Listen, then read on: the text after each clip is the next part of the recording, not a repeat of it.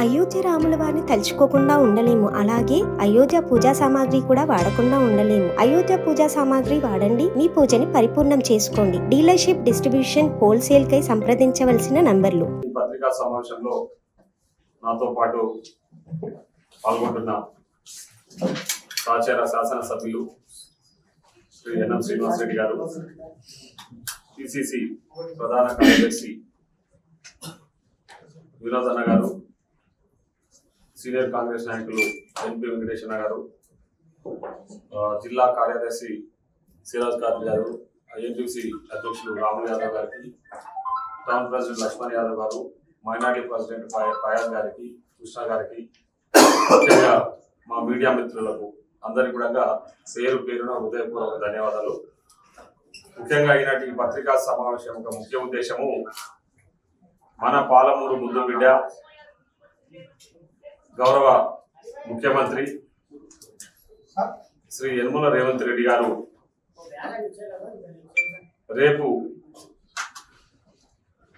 అనగా 9వ తారీఖు మహబూబ్నగర్ పట్టణానికి వస్తా ఉన్నారు.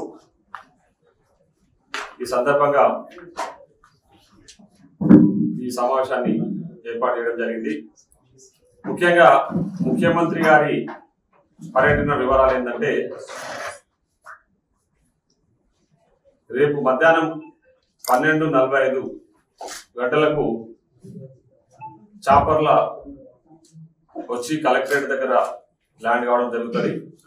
తదనంతరం అక్కడ ఒక హాఫ్ అన్ అవర్ ఉమ్మడి జిల్లాకు సంబంధించిన ముఖ్య నాయకులతో ఇంటరాక్షన్ ఉంటుంది. తదనంతరము కలెక్టరేట్ లోనే మహబూబ్నగర్ కలెక్టర్ అధ్యక్షతన ముఖ్యంగా ఇరిగేషన్, విద్య, వైద్యం, అదేవిధంగా ఉమెన్ ఎంపవర్మెంట్ కి సంబంధించి ఉమ్మడి జిల్లాలో ఉన్న 14 నియోజకవర్గాలకు సంబంధించిన ఇష్యూస్ మీద ముఖ్యమంత్రి గారు రివ్యూ చేయడం జరుగుతుంది. ముఖ్యంగా గత ప్రభుత్వంలో పూర్తిగా నిర్లక్ష్యానికి గురైన ఇరిగేషన్ కానీ, హెల్త్ కానీ, ఎడ్యుకేషన్ విషయంలో ముఖ్యమంత్రి గారు పెద్ద ఎత్తున దృష్టి సారించి దానిపైన రివ్యూ చేయబోతా ఉన్నారు. ఎక్కడైతే పెండింగ్ ప్రాజెక్టులు ఉన్నాయో, ముఖ్యంగా పాలమూరు రంగారెడ్డి, నెట్టెంపాడు, భీమా ఫేజ్ 1, ఫేజ్ 2, అదేవిధంగా కోయిల్ సాగర్ లిఫ్ట్ ఇరిగేషన్ కానీ, కోయిల్ సాగర్ పెండింగ్ పనులు కానీ, మరియు కల్వకుర్తి లిఫ్ట్ ఇరిగేషన్ కి సంబంధించిన పెండింగ్ పనుల విషయంలో ఆ వర్క్లన్నీ ఎందుకు పెండింగ్ ఉన్నాయి, గత ప్రభుత్వంలో ఎందుకు నిర్లక్ష్యానికి గురైనాయి అనే విషయాల మీద పూర్తి స్థాయిలో ముఖ్యమంత్రి గారు రివ్యూ చేయబోతా ఉన్నారు. అదేవిధంగా పాలమూరులో ముఖ్యంగా గత పాలకులు, ఈ రాష్ట్రాన్ని పాలించిన బీఆర్ఎస్ నాయకులు 10 సంవత్సరాలుగా విద్యా వైద్యాన్ని పూర్తిగా నిర్లక్ష్యానికి గురి చేశారు. ఎక్కడ కూడా ఒక దగ్గర కూడా కొత్తగా ఎడ్యుకేషనల్ ఇన్స్టిట్యూషన్స్ తీసుకురాకలేకపోవడము, అదేవిధంగా మెరుగైన వైద్యం అందించాలనే లక్ష్యంతో ఎక్కడ కూడా హాస్పిటల్స్ ను రెనోవేట్ చేయడం కానీ, కొత్త హాస్పిటల్స్ పెట్టడం కానీ, ఉన్న హాస్పిటల్స్ ను అట్లీస్ట్ అప్గ్రేడ్ చేయడం కూడా జరగలేదు. దానివల్ల ఉమ్మడి మహబూబ్నగర్ జిల్లాలో పెద్ద ఎత్తున ప్రజలు తీవ్ర ఇబ్బందులు పడతా ఉన్నారు.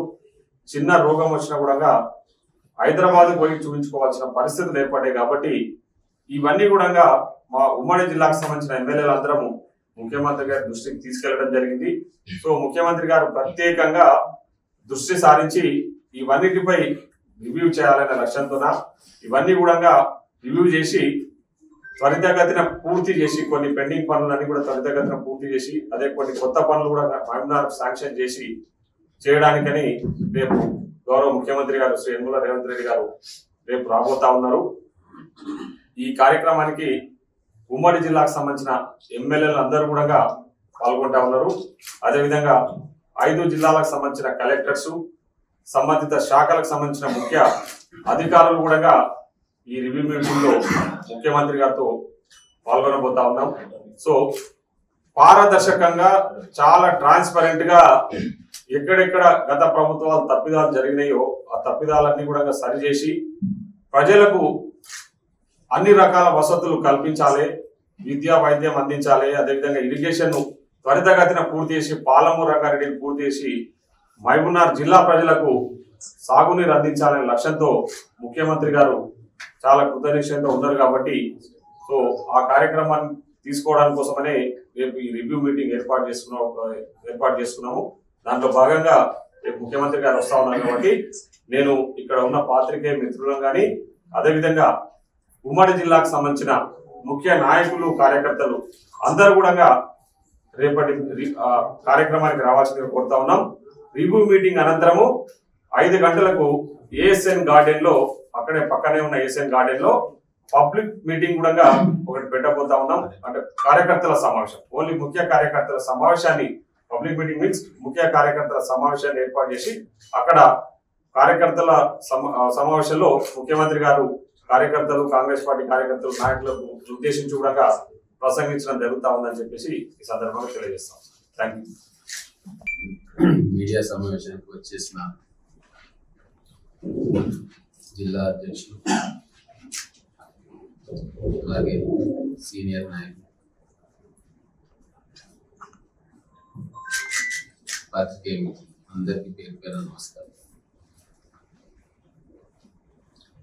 తెలంగాణలో ప్రజాపాలన ఏర్పడిన తర్వాత ముఖ్యమంత్రి రేవంత్ రెడ్డి గారు, కాంగ్రెస్ ప్రభుత్వం పరిపాలనలో ఒక కొత్త ఒరవడిని ప్రారంభం చేస్తుంది. ముఖ్యమంత్రి గారు వివిధ శాఖల మంత్రులతోటి ప్రతి ఉమ్మడి జిల్లా హెడ్ క్వార్టర్స్ లో కూర్చొని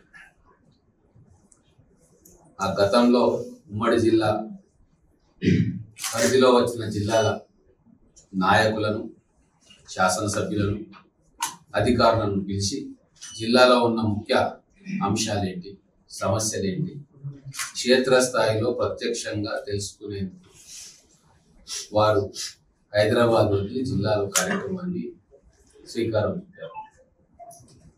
గతంలో మనం చూసినాం కేసీఆర్ పాలనలో 10 సంవత్సరాలు ప్రగతి భవన్ గడిని విడిచి రాలేపోయింది. ఎప్పుడో పోతే కరీంనగర్ జిల్లాకో లేకుంటే ఆయన ఫామ్ హౌస్కో పోవడం తప్ప వేరే జిల్లాలకు పోయి సమీక్ష చేసిన సందర్భం ఈ 10 సంవత్సరాల్లో మనం చూడలే. కానీ ఇప్పుడు రేవంత్ రెడ్డి గారు ఒక నిర్ణయం తీసుకున్నారు. ప్రతి వారం 10 రోజుల్లో ఒక జిల్లాలో కూర్చొని సమీక్ష చేయాలి. ఇది ఒక మంచి పరిణామం. ఆ సమీక్ష జరుగుతుంది కాబట్టి ఉమ్మడి పాలమూరు జిల్లా శాసనసభ్యులు మేమందరం ఇక్కడ ప్రధానమైన సమస్య పాలమూరు రంగారెడ్డి ప్రాజెక్టు కాబట్టి మేము సెక్రటేరియట్ లో జిల్లా మంత్రి, జిల్లా ఇన్ఛార్జ్ మంత్రి, శాసనసభ్యులం అందరం కూర్చొని ప్రిన్సిపల్ సెక్రటరీస్, తర్వాత సెక్రటరీ స్థాయి అధికారులు, చీఫ్ ఇంజనీర్స్ వాళ్ళందరితో కూర్చొని సమీక్ష చేయడం జరిగింది. స్పష్టంగా ఎక్కడ లోపాలు ఉన్నాయి, ఎంతవరకు వచ్చినా మనం త్వరగా కృష్ణమ్మ నీళ్లు మహబూబ్ నగర్ పంట పొలాల్లో పారాలంటే ఏం చేయాలి మేము అనే దాంట్లో చాలా స్పష్టమైన కార్యాచరణ రూపొందించుకున్నాం. అధికారుల సూచనలు, శాసనసభ్యుల సూచనలు, మంత్రుల సూచనలు అన్ని పరిలోకి తీసుకొని ప్రజెంటేషన్ ఇవ్వబోతా ఉన్నాం సీఎం గారికి. అలాగే ఇరిగేషన్ కాకుండా హెల్త్ విషయంలో దామోదర రాజనరసింహ గారు వరంగల్ సమీక్ష ఉన్నప్పుడు వరంగల్ పోయి అక్కడ హాస్పిటల్ సంగతి ఏం చేయాలని చెప్పి వాళ్ళు కూడా సమీక్ష చేసి సీఎం గారికి రిపోర్ట్ ఇవ్వడం. దాని ప్రకారంగా సీఎం గారు నిర్ణయం తీసుకొని అక్కడ త్వరితగతిన వరంగల్ హాస్పిటల్ ఏదో ఉందో దాన్ని ప్రజలకు అంకితం చేయాల్సిందని అని చెప్పి దానికి కావాల్సిన ఫండ్స్ మీద మాట్లాడి ఒక నిర్ణయం తీసుకున్నారు. ఇక్కడ కూడా మన ఉమ్మడి జిల్లా మొత్తానికి కూడా ఉపయోగపడేటట్టుగా ఇక్కడ ఉన్న హాస్పిటల్ను సూపర్ స్పెషలైజేషన్స్ కూడా దాంట్లో చేర్చి ఒక గొప్ప టీచింగ్ హాస్పిటల్గా దాన్ని మార్చడానికి దామోదర్ రాజనరసింహ గారు సమీక్ష సమావేశం నిర్వహించారు. ఈ హాస్పిటల్ లొకేషన్ దాన్ని మ్యాక్సిమం ఎట్లా యూజ్ చేయాలా, ముందర ఉన్న స్ట్రక్చర్స్ కొన్ని ఉన్నాయి, ఏమాత్రం కూడా హాస్పిటల్కు పనికిరాని స్ట్రక్చర్స్ ఉన్నాయి, అవి వాటిని కూడా తీసి హాస్పిటల్కి సంబంధించిన స్ట్రక్చర్స్ అక్కడ ఎట్లా చేయాలి, దేనికి ఇవ్వాలి అనే దాని మీద కులంకషంగా అధికారులతో చర్చ జరుగుతుంది. అలాగే మెడికల్ కాలేజీలో ప్రొఫెసర్లు, అసిస్టెంట్ ప్రొఫెసర్లు, అలాగే టెక్నీషియన్స్ ఇన్ని సంవత్సరాలు అవుతున్నా కూడా కనీసం 50% కెపాసిటీతో కూడా మెడికల్ కాలేజ్ కానీ హాస్పిటల్ కానీ పనిచేయాలి. ఈ 10 సంవత్సరాలు నిర్లక్ష్యానికి గురైంది వైద్య రంగం. కేవలం కాంట్రాక్టర్లు బిల్లు దొప్పుకోవడానికి శాంక్షన్ చేసి స్ట్రక్చర్స్ కట్టి వదిలేసింది తప్ప ఒక హాస్పిటల్ కావాల్సింది హ్యూమన్ రిసోర్సెస్. దాని మీదనే ఎక్కువ దృష్టి గౌరవ ముఖ్యమంత్రి గారు, ఆరోగ్య శాఖ మంత్రి గారు పెడుతున్నారు. ఒక మార్పు తీసుకురావాలి తెలంగాణ పరిపాలనలో అని చెప్పి శాసనసభ్యులుగా మేము, మంత్రులుగా మంత్రివర్యులు, ముఖ్యమంత్రి అందరం కూడా కోఆర్డినేషన్ తోటి పనిచేస్తాం. మా దృష్టి మా నియోజకవర్గానికి ఏవో నిధులు తీసుకురావాలి అని కాదు, మొత్తం ఉమ్మడి మహబూబ్ నగర్ జిల్లాను ఏ నియోజకవర్గాల్లో ఏం చేస్తే ఆ నియోజకవర్గ ప్రజలు సుఖంగా ఉంటారు అన్న ఆలోచనతోటి చాలా పెద్ద హృదయంతో అందరూ యువ శాసనసభ్యులు ఉన్నారు, చదువుకున్న వాళ్ళు ఉన్నారు, డాక్టర్లు, ఇంజనీర్లు ఉన్నారు. కాబట్టి ఖచ్చితంగా ఒక పాజిటివ్ అప్రోచ్ తోటి మేము ముందుకు పోతాం. మీరు గమనిస్తే కొడంగల్, నారాయణపేట, మక్తల్ ఎత్తిపోతల పథకం 5,000 కోట్లతోటి ఇవ్వాలి అని చెప్పి మేము అందరం కూడా కలిసి ముఖ్యమంత్రి గారికి రిప్రజెంట్ చేసినాం. ఎందుకంటే పశ్చిమ మహబూబ్ నగర్ జిల్లా కరువు కాటకాలతోటి, వలసలతోటి ఎక్కువ వలసలు అక్కడి నుంచి పోతా ఉన్నారు. కాబట్టి శ్రీశైలం నుంచి నీళ్లు రావు, కాబట్టి జూరాల నుంచి తీసుకొని అక్కడ 1,00,000 ఎకరాలకు సాగునీరు అందించాలి. ఆ ప్రాంతం చాలా వెనుకబడ్డదని అందరం కూడా ఉన్న 14 అసెంబ్లీ శాసనసభ్యులలో 12 మంది మేము కాంగ్రెస్ వాళ్ళం ఉంటుంది, 12 మందికి చెప్పి అది తొందరగా రావాలి అని చెప్పి. అట్లనే పాలమూరు రంగారెడ్డి ప్రాజెక్ట్ ఎక్కడెక్కడైతే వస్తుందో ఆ నీళ్లు రానటువంటి శాసనసభ్యులు కూడా ఖచ్చితంగా అది తొందరగా కంప్లీట్ చేసుకోవాలి. మనము జిల్లా బీడు భూములకు నీళ్లు రావాలి అని చెప్పి అందరూ కూడా ముక్తకంఠంతో దాన్ని కృషి చేస్తాం. నిన్న జిల్లా హెడ్ క్వార్టర్లో ఉన్న సూపర్ స్పెషాలిటీ హాస్పిటల్ దాదాపుగా 10 నియోజకవర్గాల్లో ఉన్న రోగులను కాపాడే శక్తి ఉంటుంది. దీన్ని అత్యాధునికంగా అన్ని హామీలతో తీర్చిదిద్దితే జిల్లా ప్రజలు ఉస్మానియా హాస్పిటల్, గాంధీ హాస్పిటల్ పోవాల్సిన అవసరం లేకుండా, నిమ్స్ కు పోవాల్సిన అవసరం లేకుండా అందరికీ కూడా ఇక్కడనే మెరుగైన వైద్య సదుపాయాన్ని చుట్టుముట్టు ప్రాంతాల నియోజకవర్గాలకు ఇస్తారని చెప్పి అందరం కూడా పేపర్లలో రాయొచ్చు. మీ ద్వారానే మాకు తెలుస్తాయి కొన్ని సమస్యలు ఉన్నాయి అని.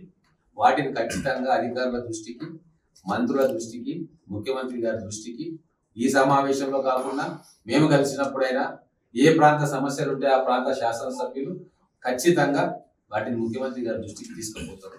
గతంలో తీసుకుపోయినాం, భవిష్యత్తులో తీసుకుపోతాం. మీరు కూడా మా టీంలో భాగమని మీరు అనుకోండి. మనందరం సమిష్టిగా ఎట్లయితే ఆ రోజు ఉద్యమాలు చేసుకున్నామో ఇప్పుడు మళ్ళా పాలమూరు రీకన్స్ట్రక్షన్, పాలమూరు పునర్నిర్మాణంలో మాతో పాటు మీరందరూ కూడా భాగస్వాములు కావాలని కోరుకుంటా ఉన్నాను. రేపు సీఎం గారి పర్యటన మంచిగా కవర్ చేయండి. మీకు లోపలికి అనుమతి లేకపోయినా మీకు అన్ని రకాలుగా ఇన్ఫర్మేషన్ మీకు వచ్చేటట్టుగా డిపిఆర్ గారితో కూడా మాట్లాడినాం. ఏం చర్చలు జరుగుతూ ఉన్నాయి, ఏ అంశం మీద అధికారులు వివరణ ఇస్తా ఉన్నారు, ప్రజెంటేషన్ ఇస్తా ఉన్నారు అని చెప్పి మీకు ఎప్పటికప్పుడు నోట్ అందుతుంది. దాన్ని మీరు తెలంగాణ ప్రజలకు తెలియజేసే ప్రయత్నం చేయాలి. ఒక కొత్త సంప్రదాయాన్ని, మంచి సంప్రదాయాన్ని ఇక్కడ పాలమూరు జిల్లాలో మేము తీసుకొస్తున్నాం తొలిసారిగా. కాబట్టి ఈ ప్రయత్నం తెలంగాణ రాష్ట్రంలో ఉన్న అందరూ కూడా చూడాలా. గత ప్రభుత్వానికి ఈ ప్రభుత్వానికి ఎంత తేడా ఉంది, ఎంత అరాచక అప్రజాస్వామికంగా ఆ ప్రభుత్వాలు ఉండే, ఎంత ప్రజాస్వామ్యబద్ధంగా అన్ని వర్గాల ప్రజలు అందరు స్టేక్ హోల్డర్స్ ను కూడా ఇన్వాల్వ్ చేసి అభివృద్ధికి ఏమేమి చేయాలి అని చెప్పి ఒక సమిష్టి కృషి చేస్తున్న ఈ ప్రభుత్వ పనితీరును కూడా మీరు తెలంగాణ ప్రజలకు వివరించే ప్రయత్నం చేయాలని చెప్పి మా ప్రభుత్వం తరఫున, మా పార్టీ తరఫున మీ అందరికీ కూడా సవినయంగా మనవి చేస్తాం. సార్ ఇప్పుడు అయోధ్య రాముల వారిని తలుచుకోకుండా ఉండలేము, అలాగే అయోధ్య పూజా సామాగ్రి కూడా వాడకుండా ఉండలేము. అయోధ్య పూజా సామాగ్రి వాడండి, మీ పూజని పరిపూర్ణం చేసుకోండి. డీలర్షిప్, డిస్ట్రిబ్యూషన్, హోల్సేల్ కై సంప్రదించవలసిన నంబర్లు